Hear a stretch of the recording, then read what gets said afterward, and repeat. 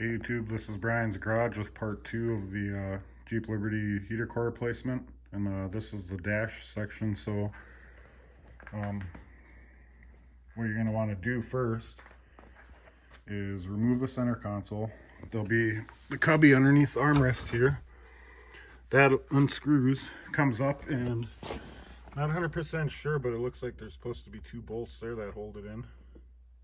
Those come out if they're there. And over in here you got another, under the light there, you got that guy, which is a screw. This all kind of pop apart here. This pops out. You're going to want to block the vehicle though, because you might have to move some of these levers here. I had to put that all the way back to get it out.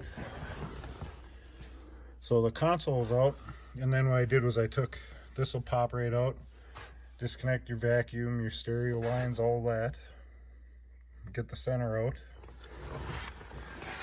Then to pop your glove box off, it'll actually come out. There'll be 2 tabs here on the sides that you squeeze in, drop it down, and it actually just slides over.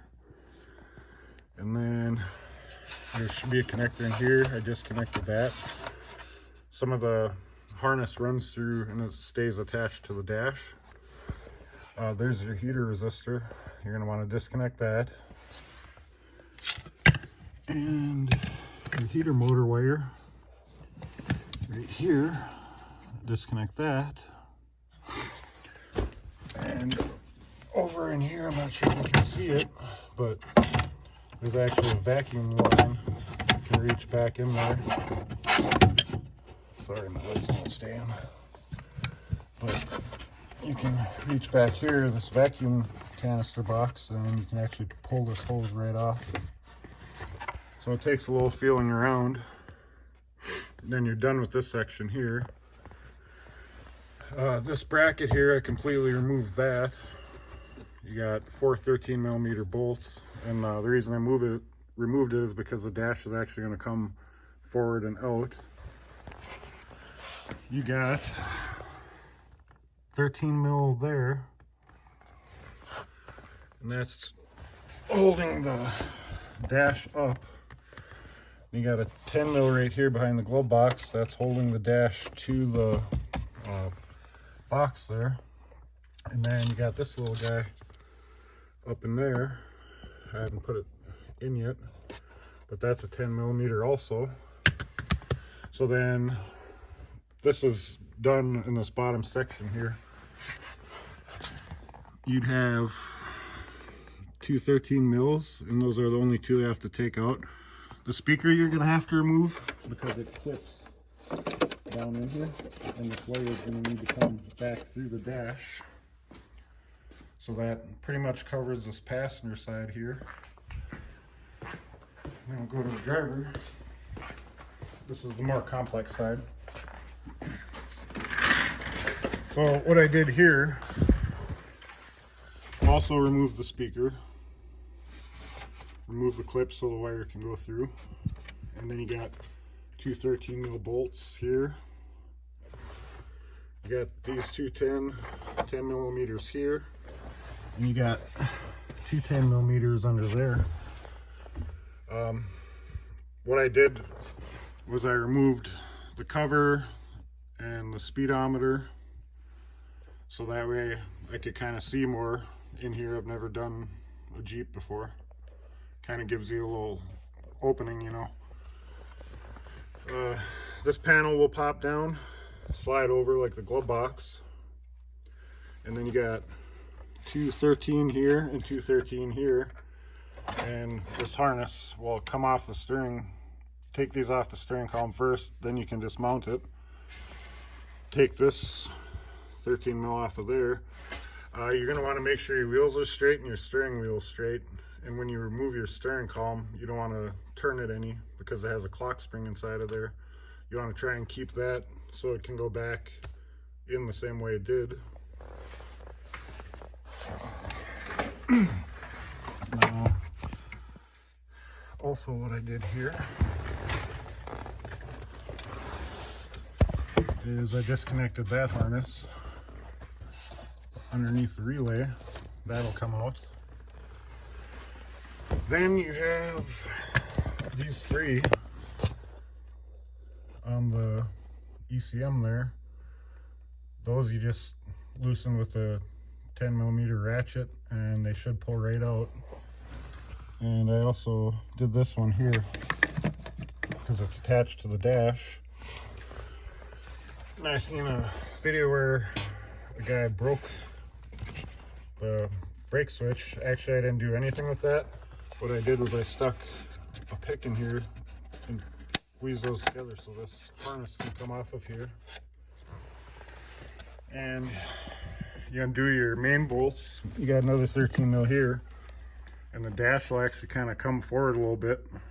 And there's two connectors, which I can't really show you, but those unplug from the side of the ECM also.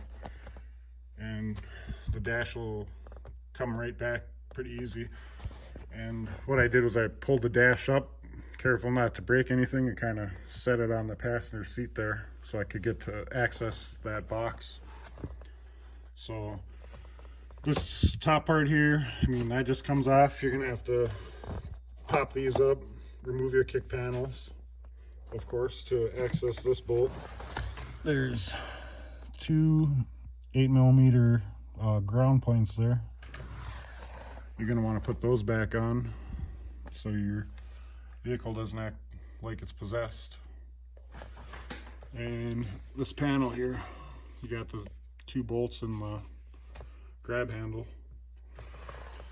So it's kind of one of those things where it's back in. I left it to this point so I could show you. I'm kind of working on making these videos better for you to, you know, show you. But it's kind of tricky when you don't do this stuff, you know. Don't want to record a whole video of me sitting here trying to find things. I just figure I'd kind of point these things out to you and make it easier for you, you know. But all in all, it wasn't that bad, you know. Pop that off. A lot of these panels just pop right out, you know. And the nice thing is it's a 7mm or a, you know, good old Phillips bit, so you got some good options, you know, for removal. So just assembling, you know, panels pop off. You'll kind of know as you go, and once you start removing panels, you kind of got to remember, you know, where everything goes. A lot of the times I like doing this. I'll put these nuts back on once I remove a part, so that way I know where they're at, they're not getting lost, and I know exactly where they go. Some bolts are different lengths and sizes, and just kind of helps you out with that. Another thing too is when I went to reinstall this, lifted it up, got it back into place, and I started finger screwing these in, got the foretop in, and actually pushed the dash up. You'll see where the metal was worn from the washer the first time it was installed, and I'll line that up.